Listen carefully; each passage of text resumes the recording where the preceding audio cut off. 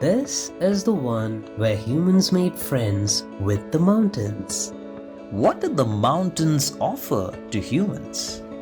Fresh air, serene getaways, organic food, healthy lifestyle. But what did humans offer to the mountains? Plastic, plastic, and more plastic.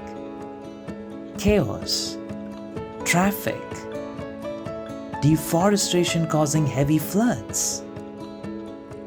This Friendships Day, let's pledge to be a non-toxic friend to the mountains.